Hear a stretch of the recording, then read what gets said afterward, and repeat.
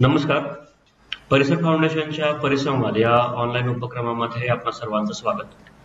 आज आपण डॉक्टर तेजस मुंडे यांच्या स्मरणार्थ एक मेमोरियल लेक्चर घेतोय आणि आज आपला विषय आहे वाचन हक्क चळवळ नेमकी काय आहे. आणि आज आपल्या वक्त्या आहेत वाचन हक्क कार्यकर्त्या ओशीत. नमस्कार. मी त्यांची ओळख करून देतो. त्या फ्री लायब्ररी नेटवर्क या एका चळवळीसोबत काम करत आहेत आणि सध्या दिल्लीमध्ये द कम्युनिटी लायब्ररी प्रोजेक्ट या ग्रंथालयामध्ये जबाबदारी पार पडत आहे. आम्हाला या चळवळीविषयी ज्यावेळी समजलं त्यावेळी म्हणजे आम्ही खूप एक्साइटेड होतो जाणून घेण्यासाठी की कसं एकंदरीत स्वरूपाचं आहे, काही काम आहे. तर म्हणून आम्ही हा ठरवला विषय आणि एक मोकळी ढाकली चर्चा आज आपण करणार आहोत.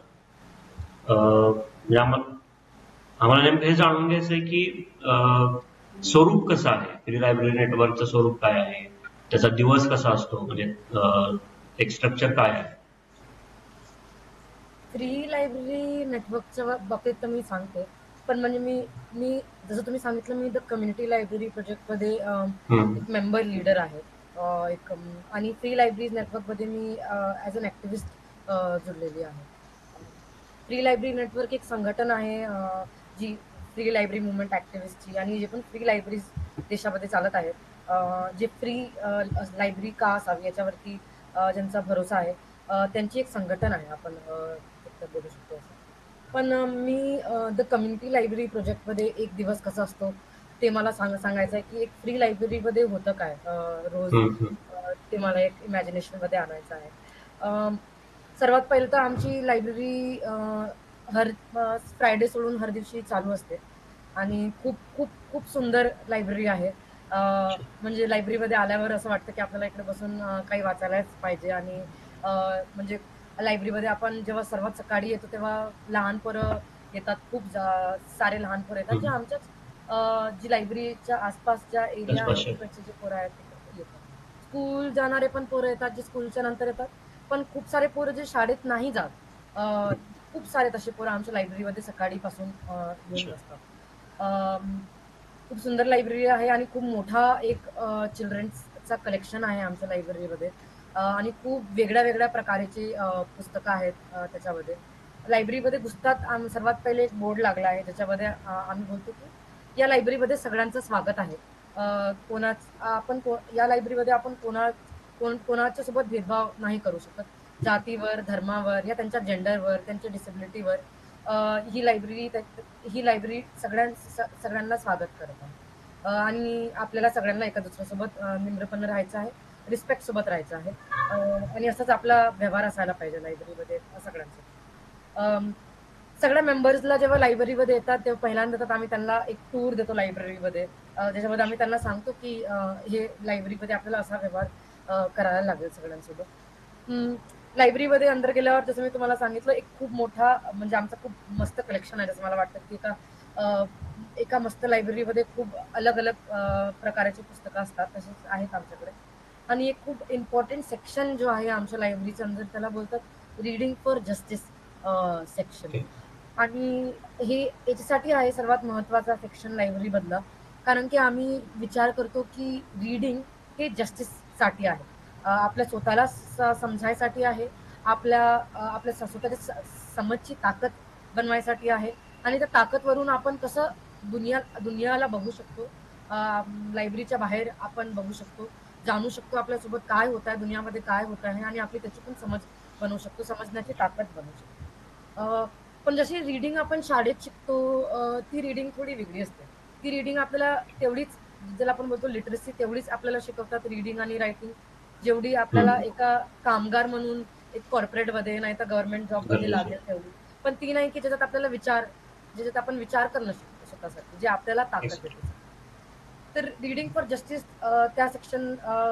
तो सेक्शन याच्यासाठी ठेवला आहे की आपण याच्यासाठी या लायब्ररीमध्ये वाचत आहोत, कारण की आपल्याला आपली विचार करण्याची क्षमता वाढवायची, आपल्याला आपली कल्पना करण्याची क्षमता वाढवायची आहे. आणि म्हणून तिकडे अशी सेक्शन्स आहेत पुस्तकाचे, जसे अगेन्स्ट इस्लामोफोबिया, हा खूप इम्पॉर्टंट सेक्शन आहे लायब्ररीवर. त्याच्यानंतर क्विअर लिटरेचर, त्याच्यानंतर जेंडरच्या वरती feminist literature, anti caste literature, Marxist literature, आणि अजून एक जो खूप महत्वाची गोष्ट आहे, एक सेक्शन जो आपल्या जे जे पण आपल्या देशात घडत आहे आणि देशाच्या बाहेर घडत आहे त्याच्यावरती एक इम्पॉर्टंट सेक्शन, जसं आता यावेळेस मागच्या काही 5 महिन्यापासून त्याच्यावरती पॅलेस्टीनच्या वरती पुस्तकं आहेत. तर तो एक सेक्शन बदलत राहतो, की आपल्याला काय वाचणं सर्वात जास्त आवश्यक गरजेचं आहे. आहे. तो सेक्शन त्याच्यावरती असतो. त्याच्यासोबतच हा ॲडल्टसाठी पण आहे हा सेक्शन, आणि हा सेक्शन लहान मुलांसाठी पण आहे. आणि या सेक्शनमधून खूप सारे पुस्तकं रोज इश्यू होतात. आमच्या लायब्ररी, जो आम्ही दिल्लीमध्ये आमची लायब्ररी आहे, आणि जो एरिया आहे खिडकी एक्सटेन्शन, तिकडे मायग्रंट म्हणजे बिहारवरून लोक आहेत, यूपीवरून लोक आहेत, पंजाबवरून आहेत, बेंगॉलवरून खूप जास्त लोक आहेत, अफगाणवरून खूप लोक आहेत, आफ्रिकावरून खूप सारे लोक आहेत. तर ती कम्युनिटी जी आहे ती एक मायग्रंट वर्कर्सची कम्युनिटी आहे. त्यामुळे जे पुस्तकं आहेत ते पण कलेक्शन जो आहे तो पण त्यांना मध्यनजर घेऊनच बनलेला आहे.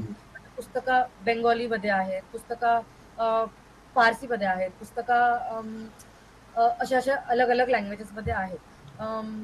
हे का महत्वाचं आहे, कारण की आमच्या लायब्ररीमध्ये जे लोक येतात जास्त, ते फर्स्ट जनरेशन रीडर्स राहतात. त्यांच्याकडे पुस्तकं आतापर्यंत पोहोचले नाही. खूप महत्वाचं आहे की ते ज्या भाषेत ते बोलतात ती पुस्तकं त्यांच्याकडे असायला पाहिजे, कारण की इंग्लिश आणि हिंदी त्यांची बोलण्याची भाषा नाही आहे. आणि लायब्ररीमध्ये आम्ही समजतो की खूप महत्वाचं काम लायब्रेरियन या फिर ज्याला आम्ही बोलतो इन्फॉर्मेशन वर्कर आहे त्यांचं, की ते मेंबर्सच्या पुस्तकांसोबत एक म्हणजे घट्ट रिश्ता, म्हणजे की ते लाईफ लॉंग रीडर्स असा बनायला पाहिजे याची कोशिश करत राहतात.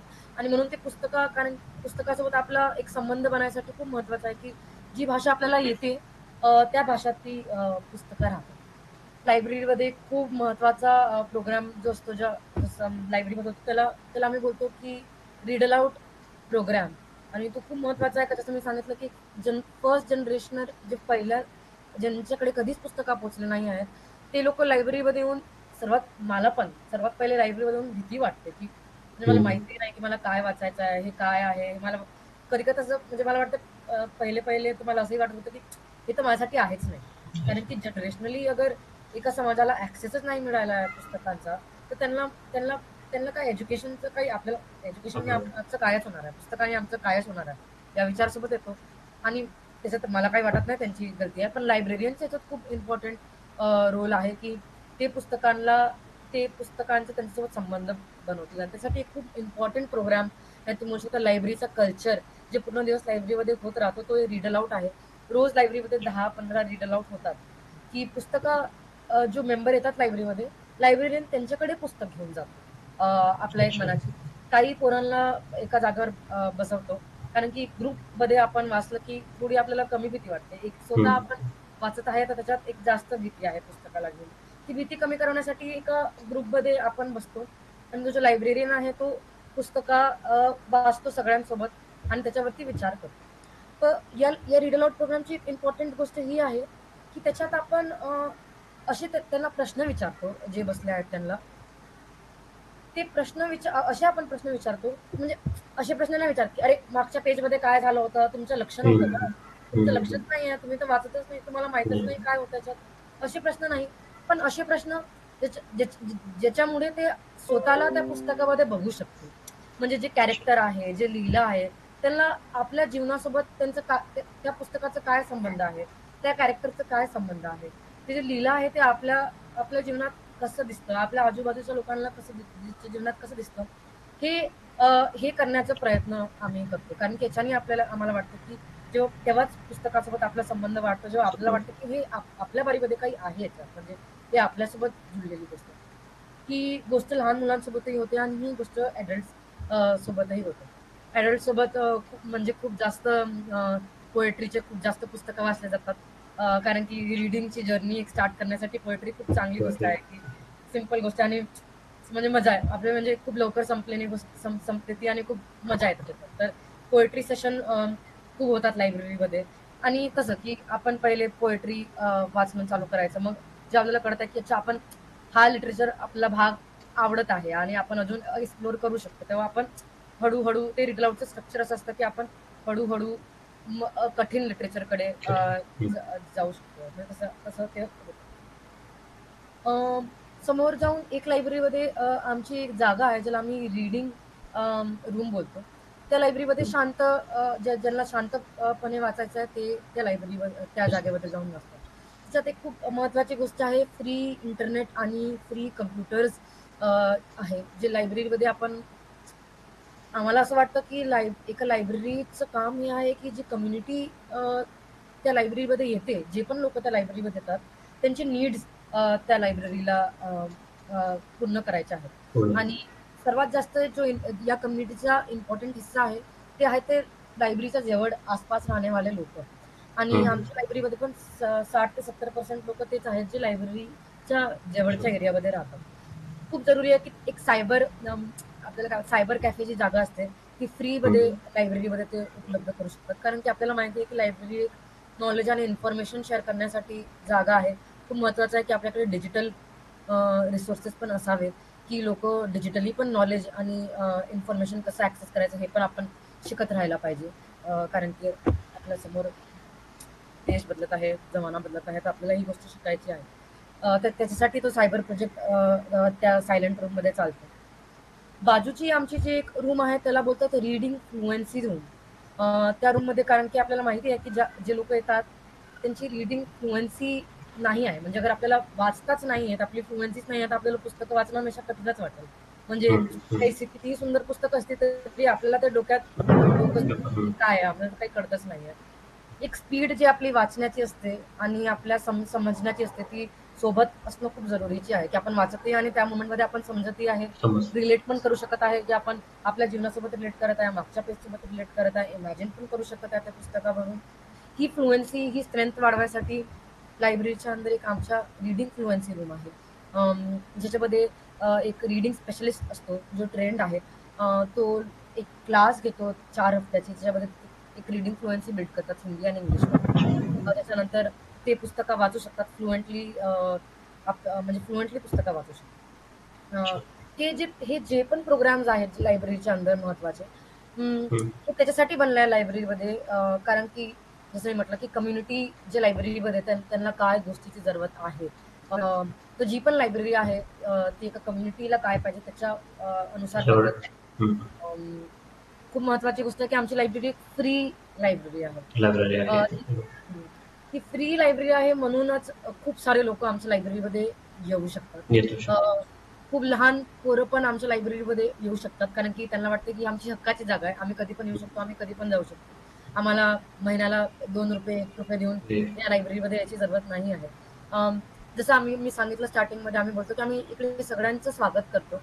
आम्ही लायब्ररीला एक अँटीकास्ट लायब्ररी बोलतो कारण की आम्ही समजतो की जाती जाती ही गोष्ट आहे ज्याच्याने आपल्याला पुस्तकांपासून, विचार करण्यापासून, लिटरेचर पासून, एज्युकेशन पासून खूप वर्षापासून दूर ठेवला आहे बहुजन समाजाला. आणि म्हणून लायब्ररीचं अँटीकास्ट असणं खूप जरुरी आहे. पॉलिसीमध्ये, प्रोग्राममध्ये, आपल्या प्रॅक्टिसेसमध्ये अँटीकास्ट होणं जरुरी आहे कारण की जो समाज बाहेर आहे, लायब्ररीचं काम आहे की ते सगळ्या लोकांना लायब्ररीमध्ये रीडिंगमध्ये इन्व्हॉल्व करायचं आहे. एक थिंकिंग कम्युनिटी बनवायचं काम आहे लायब्ररीमध्ये. म्हणून अँटीकास्ट होणं आम्हाला असं वाटतं खूप महत्वाची गोष्ट आहे. आणि हे याच्यामध्ये दिसतं की आमचे जे लायब्रेरियन आहे, ज्याला आम्ही इन्फॉर्मेशन वर्करही बोलतो, जे लायब्ररीमध्ये लोक काम करतात, ते लोक हर हफ्ते आमच्या लायब्ररीमधून कम्युनिटीच्या अंदर जातात आणि लोकांसोबत बोलतात आणि त्यांना लायब्ररीच्या बाबतीत सांगतात आणि लायब्ररीमध्ये आणायची कोशिश करतात. खूप महत्वाचं आहे की आपण लायब्ररीच्या बाहेर जाऊन लोकांना लायब्ररीमध्ये इन्व्हाइट करायचं. सगळे लोक लायब्ररीमध्ये स्वतःच अशी गोष्टच लोकांनी कधी बघितली नाही. हे जे निशुल्क सार्वजनिक ग्रंथालयांचं स्वरूप आहे, तर लोकशाहीच्या संरचनेमध्ये किंवा लोकशाही बिल्ड करण्यामध्ये ह्याचं काय योगदान असं वाटतं तुला? सर्वात पहिले जसं मी तुम्हाला इंट्रोडक्शन मध्ये पण सांगितलं की लायब्ररी मला असं वाटतं की एज्युकेशनचा एक खूप महत्वाचा भाग आहे. जशी शाळा आपला एज्युकेशनचा खूप महत्वाचा भाग आहे. शाळेत आपण जातो आणि पुस्तकाच्या अराउंड आपण एक टीचर असतो जो आपल्याला पुस्तकामध्ये शिकवतो.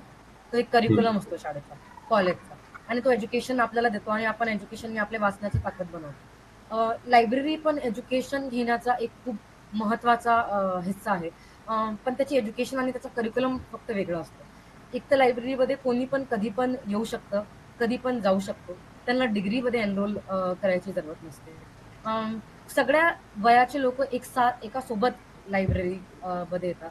लायब्रेरियनचं काम कोणाला शिकवायचं नसतं, पण लोकांना लायब्ररीमध्ये आणण्याचं आणि लोकांना पुस्तकांसोबत जुळवायचं, अलग अलग जॉनरच्या पुस्तकासोबत त्यांना जुळवायचं. कारण की आम्हाला असं वाटतं की रीडर जो आहे तो तेव्हा एक रीडर एक म्हणजे एक स्ट्रॉंग रीडर नाही तर एक पॉवरफुल एक स्ट्रेंथ तेव्हा बनते का रीडरची, जेव्हा ते डायव्हर्स पुस्तकं वाचतात. एका एका एकाच एक थोडी पुस्तकं नाही वाचत. जे सगळ्या कलेक्शनचं त्यांना सगळे डायव्हर्स कलेक्शन त्यांना वाचता येतो, समजता येतो, विचार करता येतो, इमॅजिन करता येतो. खूप महत्वाची गोष्ट आहे की लायब्ररीला आपण समजायला पाहिजे की हा एज्युकेशनचा एक खूप महत्वाचा हिस्सा आहे, ज्यामध्ये लोक एका खूप फ्रीडम सोबत शाळेचा एक करिक्युलम असतो फिक्स, पण जो एक शाळेमध्ये नाहीतर एनसीआरटी मध्ये गव्हर्नमेंट एक बनवतो की सायन्समध्ये आपण एवढं शिकणार आहे, सोशल सायन्समध्ये आपण एवढं शिकणार आहे. लायब्ररीमध्ये आपल्याकडे तो फ्रीडम असतो की आपण कोणत्याही वयात येऊ शकतो आणि आपण कोणत्याही वयात आपली एज्युकेशन जी जशा तरीकाने आपल्याला पाहिजे तशी एज्युकेशन आपण लायब्ररीमध्ये बसून करू शकतो, पुस्तकांना मध्यनजर ठेवून. ही आम्हाला एक खूप इम्पॉर्टंट गोष्ट वाटते की लायब्ररी म्हणून एक जागा आहे जिकडे आपली लिडरशिप वाढू शकते. जेव्हा आम्ही बोलतो की लायब्ररी एका डेमोक्रेसीसाठी का, लोकतंत्रासाठी का गरजेची आहे, एक अशी लायब्ररी जी फ्री आहे, जी सगळ्यांचं स्वागत करते लायब्ररीमध्ये, जी अँटी कास्ट आहे आणि एक एक एक एक गोष्ट ज्याला आम्ही बोलतो कम्युनिटी ओनरशिप आहे, की जे लायब्रेरियन आहेत, जे मेंबर्स आहेत ते हक्काने लायब्ररीमध्ये येतात. तर कम्युनिटी ओनरशिप लायब्ररीमध्ये असणं खूप महत्वाची गोष्ट आहे. त्याच्यामुळे कम्युनिटी ओनरशिप कशी आपण वाढवतो एका लायब्ररीमध्ये, ते आहे की एक लिडरशिप वरती आपण जेव्हा लोकांवरती काम करतो. जसं की आमच्या लायब्ररीमध्ये असं असतं की जे लायब्रेरियन्स आहे लायब्ररीमध्ये, ते ज्या एरियामध्ये आहे, ज्या कम्युनिटीमधून आहे तेच ते लायब्रेरियन बनतात. जे मेंबर्स येतात लायब्ररीमध्ये, जे इंटरेस्ट ठेवतात की आम्हाला लायब्रेरियन बनायचे आहे, त्यांच्यासोबत एक लिडरशिप डेव्हलपमेंट प्रोग्राम मधून एक ट्रेनिंग होते. कारण की त्यांच्याकडे लायब्ररीची ट्रेनिंग नाही आहे. आमच्या लायब्ररीमध्ये त्यांची ट्रेनिंग होते की तुम्ही कसं एक लायब्रेरियन बनू शकता, कसं लायब्ररीची जबाबदारी आहे लोकांना ऑर्गनाईज करायची, ॲजिटेट करायची, एज्युकेट करायची. तर ही जबाबदारी आपण कशी पाळायची ॲज अ लायब्रेरियन, ह्या गोष्टीवर लायब्रेरियन सोबत काम होतं. अजून एक तुम्ही बोलू शकता एक छोटी एक एक युनियन सारखी पण बनते लायब्ररीच्या अंदर, जे लायब्ररीच्या बाहेर ऑर्गनाईज करायची, म्हणजे जे लायब्ररीच्या बाहेर पण ऑर्गनाईज करते. जेव्हा ते लायब्ररीत आहेत ते वाचतात आणि लायब्ररीच्या बाहेर जाऊन लोकांना अजून एज्युकेशनमध्ये आणण्यासाठी आणि समाजाबद्दल जाणकारी घेण्याची आणि आपली ताकद वाढवायची कोशिश करतात. तर लायब्ररीमध्ये खूप मोठी इम्पॉर्टंट गोष्ट होती की ही एक जागा आहे जिकडे आपण ऑर्गनाईज करू शकतो आणि आपल्या समाजाची लिडरशिप बनवू शकतो. ही अजून एक इम्पॉर्टंट गोष्ट आहे की आपण पुस्तका सोबत वाचू शकतो. आपण एकटे म्हणजे आपण याच्यात आपल्या पूर्ण कम्युनिटीची थिंकिंग वाढवत आहोत. आपण एकटे एक रीडर नाही बनत आहोत, जे आपण घरी अगर आपण एकटे पुस्तकं वाचतो तर आपण एकटे एक रीडर आणि एक थिंकर बनतो. पण लायब्ररी ती जागा ज्याच्यात आपल्या कम्युनिटी सोबत आपण रीडर आणि थिंकर बनत राहतो. ही खूप महत्वाची गोष्ट आहे. जेव्हा लायब्ररीमध्ये लोक पुस्तकं वाचतात, ज्यांनी कधी पुस्तकं पाहिले, ज्यांच्याकडे जनरेशनली कधी पुस्तकं नाही राहतात, लायब्ररीमध्ये आपण बघतो की ते लिटरेचर प्रोड्यूस पण करायला लागतं. जेव्हा त्यांना लिटरेचरचा ऍक्सेस भेटतो तेव्हा ते लिटरेचर लिहायलाही लागतात आणि त्याच्यामुळे एक रिडिंग कल्चर लायब्ररीमध्ये बनतो.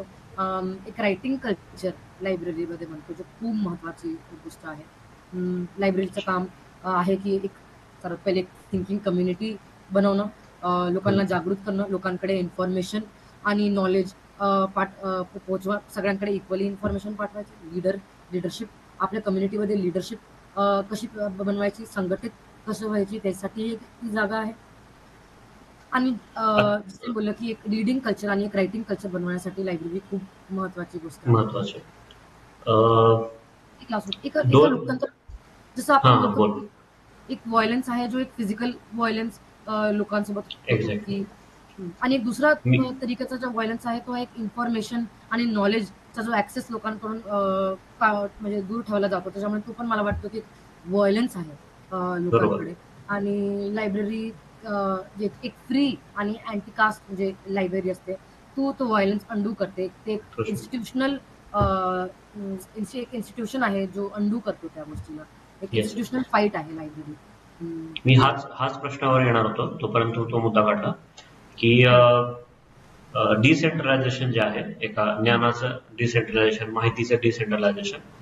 तर आता जे काही सामाजिक परिस्थितीमध्ये आहे आपण भारतामध्ये, तर तुला काय वाटतं हे त्या वाचन हक्काची चळवळ आहे ना, तर ती या परिस्थितीला कशी हेल्प करेल आपल्याला, म्हणजे यातून बाहेर पडण्यासाठी, जे का आता आपण पाहतोय, तर त्यातून बाहेर पडण्यासाठी ही जी मुवमेंट आहे ग्रंथालयांची किंवा वाचन हक्काची, ती कशी आपल्याला बूस्ट करेल किंवा कशी मदत करेल? सर्वात जसं मी आता बोललो की एक इन्फॉर्मेशनचा लॅक जे आपल्याला आहे ते आपल्याला कळूनच येतो आपल्या समाजात. एक म्हणजे पुस्तकांचं पासूनही म्हणजे एक इन्फॉर्मेशनचं जे लॅक आहे, त्याला लायब्ररीचं काम आहे की ते लोकांकडे इन्फॉर्मेशन आणि नॉलेज पोहोचवायचं.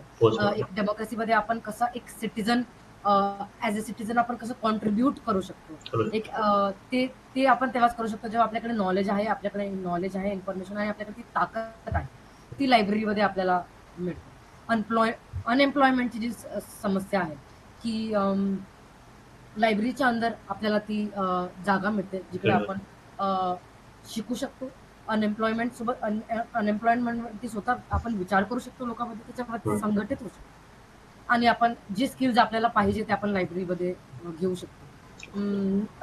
ही एक खूप महत्वाची गोष्ट आहे. अजून एक मुद्दा जाणं, हा बोलू. एक्झाम्पल म्हणून जसं मी तुम्हाला सांगते की आमच्या आसपास जसं जे काही होत असतं, एक जशी आमची लायब्ररी आहे त्याच्या बाजूला आपण आता बघू दिल्लीमध्ये आणि मुंबईमध्ये अशा सिटीमध्ये ब्लिंकिट, स्विगी, अशी उबर, ओला, सगळे लोक जे आहेत ते आता जे मायग्रेट होऊन इकडे पहिले कन्स्ट्रक्शनचं काम करत होते, प्लंबिंगचं काम करत, आता ते लोक हे काम नाही करत. जी नेक्स्ट जनरेशन आहे ते ब्लिंकिट, स्विगी, ओला, उबर याच्यावरती काम करतात. आणि ते लोक आपले जे ब्लिंकिटचे जे स्टोअर आहेत ते लोक तिकडेच खोलतात जिकडे मायग्रंट वर्कर्स राहतात. तर आमचं जे लायब्ररी आहे त्याच्या बाजूलाच एक ब्लिंकिटचा दुकान आहे आणि तिकडे जो एक मॅनेजर असतो तो म्हणजे तुम्ही समजू शकता तो जमीनदार सारखाच असतो. त्याचं मॅनेजर सारखं काम कमी आहे, पण लोकांवरती रोब ठेवणं जास्त काम आहे, त्यांना घाबरून ठेवणं जास्त काम आहे. आणि या ब्लिंकिटच्या दुकानात हमेशा एक चळवळ होत राहते. जे वर्कर्स आहेत ते हमेशा संघटित होण्याचा प्रयत्न करत राहतात. आणि दिल्लीमध्ये खूप जास्त गरमी असल्यामुळे आणि ब्लिंकिट 24 घंटे चालू असल्यामुळे त्यांना दुपारच्याही टाइमला फिरायला म्हणजे त्यांना आपली डिलिव्हरी करायची असते, ओलावाल्यांना, उबरवाल्यांना.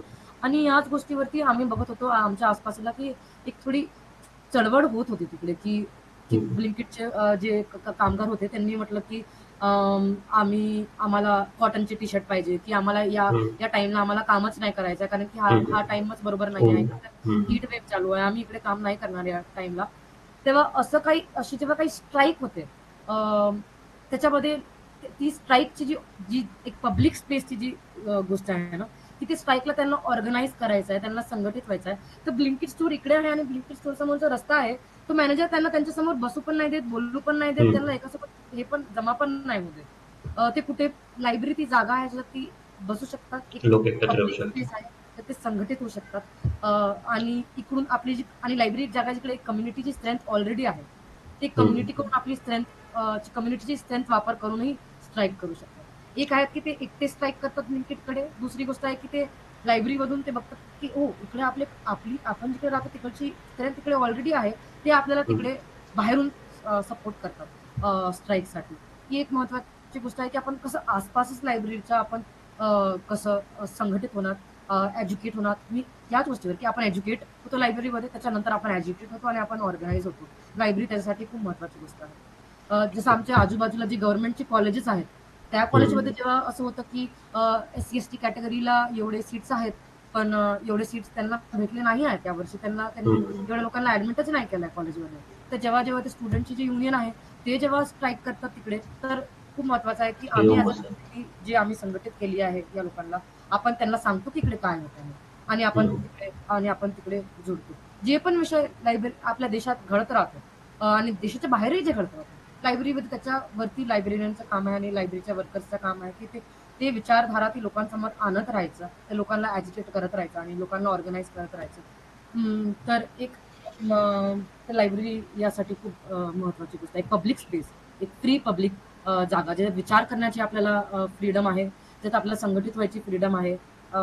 लायब्ररी तशी जागा आहे, पण तेव्हा जेव्हा ती फ्री आणि अँटी कास्ट आणि कम्युनिटी कम्युनिटी ओन्ड जागा, local community owned, locally autonomous ज्याला आपण बोलू शकतो, की ती जी जागा आहे, अगर खिडकी एक्सटेन्शन मध्ये आमची लायब्ररी आहे, ते लायब्ररियन्स त्याच मुद्द्यावर काम करतील ज्या मुद्द्यावर त्यांना काम करायचं. ते मुद्द्यावर काम नाही करतील जे त्यांना सेंट्रल गव्हर्नमेंट सांगत आहे की तुम्ही या पुस्तकावर विचार करा, नाही या गोष्टीवर तुम्ही विचार करा आणि ऑर्गनाईज करा. ते लोकली ऑटोनॉमस असायला पाहिजे. ती स्वतः कम्युनिटीचे लीडर्स आहेत, ते त्या लायब्ररीमध्ये बनायला पाहिजे आणि ते लायब्ररीला चालवायला पाहिजे. ही खूप महत्वाची गोष्ट आहे. असा स्ट्रक्चर खूप महत्वाचा आहे लायब्ररीमध्ये, आणि तशा स्ट्रक्चर जेव्हा तो स्ट्रक्चर असेल तेव्हाच आपण डेमोक्रेसीमध्ये एक लायब्ररी कॉन्ट्रीब्यूट करतो. आता आपण बघतोय की पूर्ण एज्युकेशनचं एक बाजारीकरण चालू आहे पूर्णच. तर हे आणि केंद्रीकरण पण एकाच ठिकाणी हे करणं.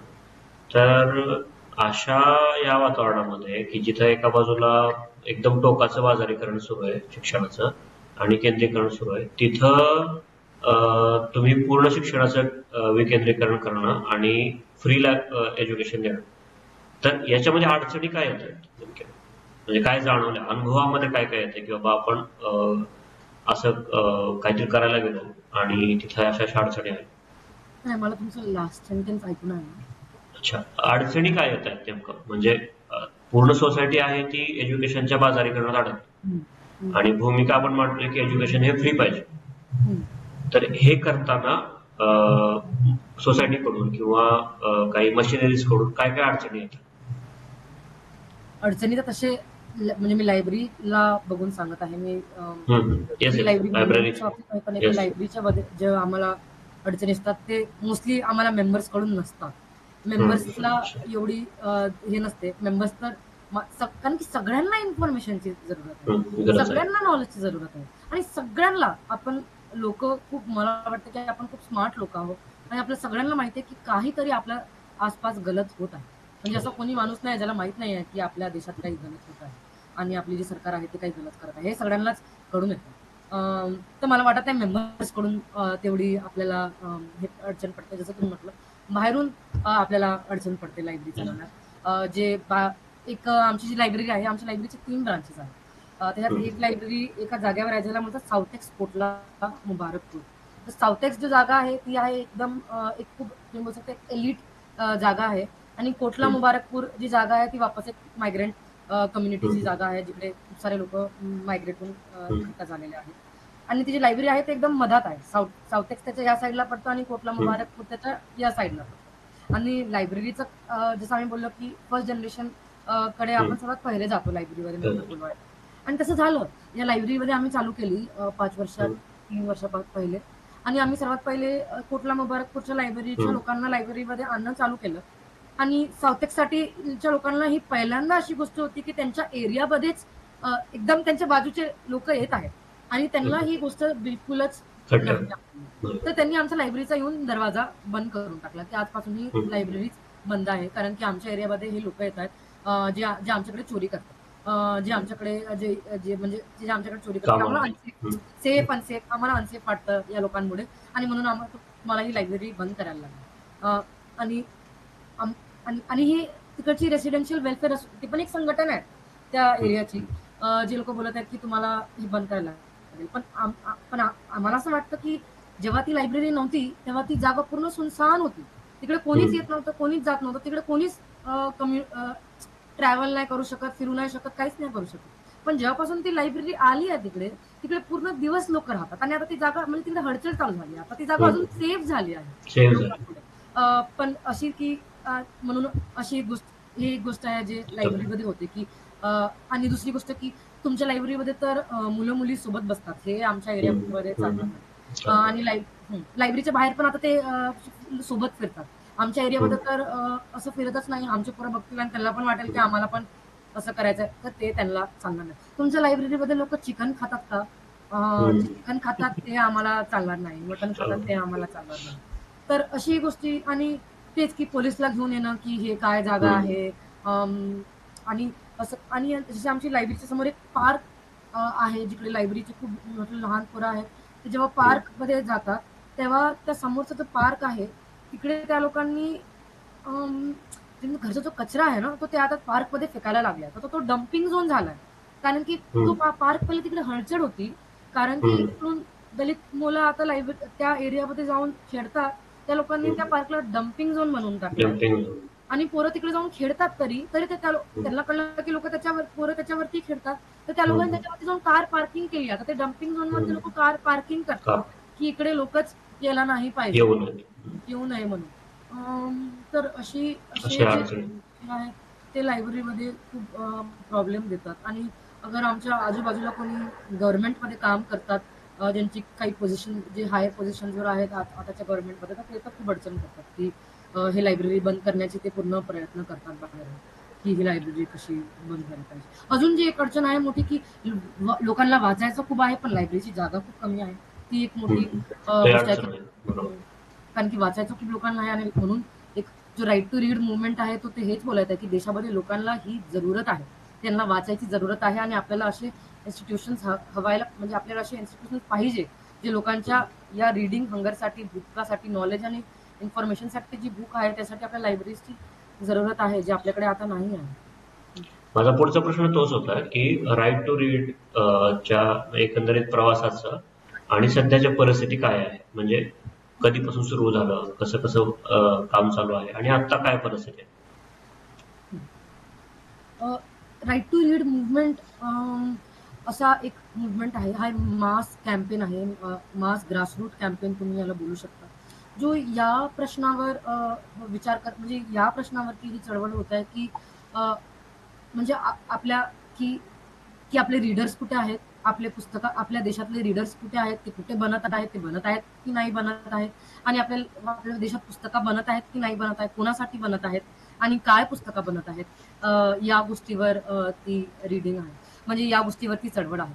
आणि ॲज लायब्रेरियन आणि जे लोक लायब्ररी ऍक्टिव्हिस्ट आहेत, आम्हाला असं वाटते की देशामध्ये रीडरशिप बनवायसाठी खूप जरुरी आहे की आपल्याला एक पब्लिक लायब्ररी सिस्टम होणं पाहिजे. ही राईट टू रीड मुवमेंटची चळवळ आहे. आता जे काम चालू आहे राईट टू रीडवर, तो हे आहे की आपण regionally, nation wide region select केले आहेत, ज्याच्यामध्ये आपण स्टुडंट युनियन्स आणि ट्रेड युनियन्स सोबत आणि जे आपले ग्रासरूट लायब्ररीज आहेत, जे फ्री लायब्ररीज आहेत, त्यांना आपण संघटित करत आहोत की आपल्या या प्रश्नावर की आपला राईट टू रीड कुठे आहे, की आपल्या सगळ्यांना वाचण्याचा हक्क पाहिजे, आपल्याला सगळ्यांना इन्फॉर्मेशनची गरज आहे, नॉलेजची गरज आहे, ज्यांची एज्युकेशन सुटली आहे त्यांना पण गरज आहे, आणि जे एकदम लहान पोरं आहे त्यांना पण सगळ्यांनाच इन्फॉर्मेशन आणि नॉलेजची जरूरत आहे. आणि त्यासाठी आपल्याला free, anti caste, locally autonomous, community owned अशा लायब्ररी स्ट्रक्चरची जरूरत आहे. हा एक इन्स्टिट्यूशनल तरीका आहे ज्याच्याने आपण आपल्या राईट टू रीड कडे पोहोचू शकतो. आमची ॲजिटेशन आता याच्यामध्ये फिरत आहे, याच्या आजूबाजूला आहे. आणि खूप इम्पॉर्टंट आहे जेव्हा आम्ही ॲजिटेशन करत आहे या प्रश्नावर विचार करणं की हा हक्क आपल्याकडे का नाही आहे, आपण रीडिंगचा, आपल्या देशातले लोक रीडिंगचा भाग का नाही आहेत आणि इन्फॉर्मेशन आणि नॉलेजचा भाग का नाही आहे. आणि आपल्याला कळून येतं की जाती आणि क्लासचा जो स्ट्रगल आहे तो आपल्याला नॉलेज आणि इन्फॉर्मेशन पासून आपल्याला दूर ठेवला गेलेला आहे. आणि म्हणून या स्ट्रगलचा खूप इम्पॉर्टंट गोष्ट आहे की आपल्याला एक अँटी कास्ट स्ट्रगल बिल्ड करणं आपल्यासाठी खूप जरुरी आहे. तर राईट टू रीड आम्ही समजतो की अँटी कास्ट स्ट्रगलचा खूप महत्वाचा हिस्सा आहे. दिल्लीमध्ये जसं आम्ही आता सांगितलं, student unions, trade unions, free लायब्ररीजला ॲजिटेट करत आहोत. आसाममध्ये आम्ही करत आहोत, महाराष्ट्रामध्ये करत आहोत, MP मध्ये करत आहोत, केरलामध्ये करत आहोत, तमिळनाडूमध्ये करत आहोत. असे रिजन ज्याच्यामध्ये आम्हाला आता आम्ही ही राईट टू रीड कॅम्पेन या वर्षीच चालू झालेला आहे. याच्यावरती काम आतापासूनच चालू झालेलं आहे. लायब्ररीज ऑब्व्हियसली आपल्या लायब्ररीजमध्ये हा काम पहिलेपासून करत होते, पण एक चळवळ ज्याच्यात आपण गव्हर्नमेंटला याच्यासाठी अकाउंटेबल ठरवण्याचे काम करत आहे, तो हे करत आहे. आता आम्ही सगळ्यांना इकडे ॲजिटेट करून एक पोस्टकार्ड कॅम्पेन करत आहे, ज्याच्यामध्ये आपण लोकांकडून पोस्टकार्ड लिहून घेत आहे की आपल्याला कशी लायब्ररी सिस्टम पाहिजे आणि आपल्याला एक पब्लिक लायब्ररी सिस्टमची जरूरत आहे. हे पोस्टकार्ड आपण जमा करून मिनिस्ट्री ऑफ कल्चर, ज्यांच्या अंडर लायब्ररी निर्माण करण्याचं काम येतो, त्यांना जाऊन जमा करवत आहोत. हर 4 महिन्यात आम्ही पोस्टकार्ड इकट्ठा करून तिकडे पोहोचवत आहोत. हे आम्हाला नाही वाटत की पोस्टकार्ड कॅम्पेननी जे आमचे मिनिस्टर आहेत त्यांना त्यांना पण हा खूप महत्वाचा कॅम्पेन यासाठी आहे, कारण की आम्ही डोर टू डोर लोकांसोबत मोबिलाईज करत आहोत आणि आपण आपली ताकद वाढवत आहोत. तर काही होणार नाही होणार, पण आपली ताकद खूप वाढणार आहे या प्रश्नावरती की राईट टू रीड आपला कुठे आहे. ही एक महत्वाची. अजून एक इम्पॉर्टंट गोष्ट आहे की फ्री लायब्ररीज नेटवर्कने एक पॉलिसी बनवलेली आहे. जेव्हा आम्हाला मिनिस्ट्री ऑफ कल्चरने 2023 मध्ये एका खूप मोठ्या इव्हेंटमध्ये दिल्लीमध्ये लायब्ररीच्या एका खूप मोठ्या इव्हेंटमध्ये मिनिस्ट्री ऑफ कल्चरने अनाऊन्स केलं की ते लोक एक नॅशनल लायब्ररी पॉलिसीवर काम करत आहे. आणि आपल्याला माहिती आहे की एक नॅशनल एज्युकेशन पॉलिसी आत्ताच बनली होती आणि त्या पॉलिसीने काय केलं आहे या गोष्टीला समजून आम्हाला वाटलं की आम्हाला आता एक पीपल्स नॅशनल लायब्ररी पॉलिसी द्यायला लागेल की लोकांना कशी लायब्ररी पॉलिसी जमत आहे. एक फाईट करायचा आमचा एक हा तरीका आहे, एक रेजिस्टन्स दाखवायचा तरीका आहे की आम्हाला कशी लायब्ररी.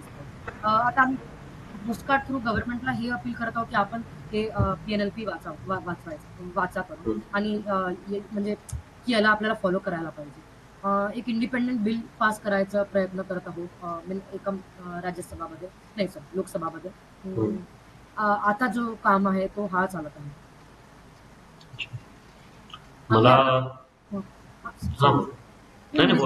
मिनिस्ट्री ऑफ कल्चरकडे आता मागच्या महिन्यात 14 एप्रिलला आम्ही गेलो होतो आंबेडकर जयंतीच्या दिवशी पोस्टकार्ड घेऊन. पहिल्या आमच्या आतापर्यंत जे पोस्टकार्ड जमा झाले आहेत त्यांना घेऊन, आणि त्यांनी आम्हाला आम्ही जसं एक्सपेक्ट केलं होतं त्यांनी आम्हाला म्हटलं की आम्हाला लायब्ररीवरती काम नाही करायचं, आम्हाला नाही वाटत की लायब्ररी आपल्यासाठी महत्वाची आहे, आणि त्यांनी म्हटलं की आम्हाला डिजिटल लायब्ररीवरती काम करायचं आहे, आपण डिजिटल लायब्ररीज करूया आणि आमचा बजेट त्याच्यावरतीच आहे. आणि त्यांनी म्हटलं की आम्हाला नॅशनल, ही मिनिस्टर आहेत, मिनिस्टर ऑफ कल्चर, त्यांनी म्हटलं आम्हाला नॅशनल लायब्ररी पॉलिसीच्या बारेमध्ये काही नाही म्हणून. आणि आम्ही मिनिस्ट्री ऑफ कल्चरच्या अंदर चक्रा मारतच आहोत लोकांसोबत बोलायसाठी की काय झालंय त्या पॉलिसीच्या बारेमध्ये, काय होत आहे. कारण की त्यांनी एक अजून एक गोष्ट म्हटली होती की लायब्ररीचा जो मुद्दा आहे तो आता स्टेट लिस्ट पासून सेंट्रल गव्हर्नमेंटच्या लिस्टमध्ये जाणार आहे. आणि आम्हाला तेही आम्हाला वाटत नाही आहे. मला असं वाटतं की लोकली ऑटोनॉमस राहायसाठी स्टेट लिस्टच्या अंडर लायब्ररी त्याचा प्रश्न येणं खूप महत्वाचा आहे, आणि त्या प्रश्न आम्ही त्यांना विचारत आहे की याच्याबद्दल काय होतं, आणि त्यांना कोणी पण काहीच रिप्लाय देत नाही, म्हणजे काहीच काम होत नाही आहे मिनिस्ट्रीच्या अंडर. आजकाल तशीच मिनिस्ट्रीमध्ये असाच काम चालू आहे की लोकांचं फक्त ट्रान्सफर होत राहतात, जे मागचं काम आहे त्यांना माहित नाही, समोर काय काम करायचं त्यांना ते पण माहित नाही. तर तेच मला म्हणजे प्रेक्षकांना सांगायला आवडेल की ओशींच्या मदतीने आपण परिसर फाउंडेशन मध्ये ही फ्री लायब्ररी नेटवर्कशी आपण जोडलं गेलेलो आहोत, आणि कालच त्यांनी पाठवलेल्या एक पुस्तकांचा बंच परिसरमध्ये आला आहे, आणि आम्ही आहोत सोबत. म्हणजे या प्रवासामध्ये आता परिसर जोडली गेली आहे. आणि ऑन कन्क्लुडिंग नोट, मला एक इंटरेस्टिंग तुमचं जे ब्रीदवाक्य आहे की हम पढेंगे हम जिएंगे, ते खूप आवडलं मला ते. तर त्याच्याविषयी काय सांगशील, कुठून आलं आणि काय स्कोप देईल लोकांना? आम्हाला असं वाटतं की राईट टू रीड हा राईट टू वर्क सोबत खूप जुळलेली गोष्ट आहे. की आपला रोजगार जो आहे तो याच्यासोबत खूप जुळलेली गोष्ट आहे की आपल्याकडे आपले वाचण्याची ताकद आणि आपल्या नॉलेजची काय ताकद आहे. कारण की आम्हाला वाटतं की लायब्ररी, आम्हाला असं वाटतं की जी लिटरसी हा जो शब्द आहे, लिटरसी जी गोष्ट आहे आपली, ती लिटरेचर सोबत खूप जुळलेली आहे. जेव्हा आपण लिटरेचर, जेव्हा त्याचा लिटरेचर याचा खूप मोठा हिस्सा आहे, आणि लायब्ररी तो काम करतो की तो लोकांना एक रिअल सेन्समध्ये लिटरसी देतो, वाचन करण्याची ताकद देतो. आणि म्हणून आम्हाला वाटतं की हे राईट टू वर्क सोबत जुळलेलं आहे की आपल्याला काय काम करायचं हे, आणि कसं, आणि आपला रोजगार कसा असायला पाहिजे, कसा नाही असायला पाहिजे, आपल्याला काय करायचं आहे, आपल्याला काय नाही करायचं आहे, आपलं स्वप्न काय आहे करायचं, आणि आपण तिथपर्यंत कसं पोहोचायचं, हे लायब्ररीमध्ये हे काम होतं. आणि आम्हाला वाटतं की right to read, right to work सोबत खूप जुळलेलं आहे. आणि तसं आम्हाला वाटतं की right to read, right to information पण सोबत खूप जुळलेलं आहे. आणि तसंच आम्हाला वाटतं की right to read, right to life सोबत पण खूप जुळलेलं आहे. की आपल्याला असं वाटतं की आपण बिना पुस्तकाचं आपण या जगात सर्व्हाइव्ह करू शकतो, आणि आपण म्हणजे आपल्याला असं वाटतं की आपण करतही आहोत, आपल्याला काही जरूरत नाही आहे, पण हे आम्हाला हे खरं वाटत नाही. हे बिलकुल खरं गोष्ट नाही आहे. जसं आपल्याला आपल्या शरीरासाठी जेवण करण्याचं जरुरीचं आहे, आम्हाला वाटतं तेवढंच महत्वाचं आहे की आपल्या विचार करण्यासाठी आपल्याला पुस्तकांची तेवढीच तेवढीच जरूरत आहे आम्हाला असं वाटतं. आणि आपण हे सगळंच बघितलं असू आपल्या आसपास की आपल्याला असं वाटतं की आपल्या जे खूप लोक असं बोलतात की आपण अंदरून एक आयडियोलॉजी म्हणजे असं असतं ना की डेथ इज आयडियोलॉजिकल असं बोलतात की म्हणजे असं आपल्या अंदरून जेव्हा आपण लोकांसोबत बोलतो आसपास स्वतःलाही आपल्याला असं वाटतं की आता जिवंत आहो की आपण आपण मुर्दे आहो की बरोबर आपण बरोबर, जिवंत आहोत का? म्हणजे काय व्हॉट इज ह्युमन म्हणजे आपल्याकडे आता काय ह्युमन काय बाकीचं आहे तेच मूल्य काय शिल्लक राहिले आयुष्यात असा एक प्रश्न येतो आपल्याला. एक प्रश्न येतो. आणि तो याच्यासाठी पण येतो कारण की आपल्याकडे आता काही एक आयडियोलॉजी नाही आहे आपल्याकडे म्हणजे एक विचारधारा नाही आहे आपल्याकडे आणि ती विचारधारा लायब्ररीच्या अंदर बनते पुस्तकांमुळे बनते. आणि पुस्तकं आम्हाला वाटते की आपल्याला एक लाईफ एक ह्युमन बनवतो. आपण स्वतः काय आहे त्याला जाणायची ताकद आणि आपल्या आसपासच्या लोकांना जाणायची ताकद ह्युमन ॲज ह्युमन समजायची ताकद स्वतःला आणि लोकांना ती ताकद देतो जी खूप महत्वाची ताकद आहे. मला असं वाटतं की हा स्लोगन खूप आम्हाला महत्वाचं वाटतं की हम पढेंगे और हम जिएंगे और हम पढेंगे. खूप खूप धन्यवाद ओशित आज वेळ दिल्याबद्दल. आणि आम्ही एक सांगू इच्छितो की महाराष्ट्रामध्ये जे काही काम करण्यासाठी जी काही मदत आमच्याकडून होईल ते आम्ही पूर्णपणे करू. परिसरमध्ये पण लवकरच एक जसं आता तू बोलली त्याच विचारधारेवर त्याच प्रणालीवर लवकरच एक सुसज्ज ग्रंथालय परिसरमध्ये तयार होईल. जी आम्ही शाळाबाह्य मुलांसोबत काम करतोय ती सर्व मुलं लवकरच या ग्रंथालयामध्ये दिसतील. आणि जी काही मदत इतरही मदत जी काही लागेल त्यामध्ये आम्ही तुमच्या सगळ्यांच्या सोबत आहोत. आज आल्याबद्दल धन्यवाद. आणि मी प्रेक्षकांना आवाहन करतो की कमेंट बॉक्स ओपन आहे. जे काही आपले प्रश्न असतील प्रतिक्रिया असतील शंका असतील त्या आपण विचारा. आपण ओशींकडे त्या पोहोचवू आणि त्याची उत्तरं घेण्याचा प्रयत्न करू. थँक्यू.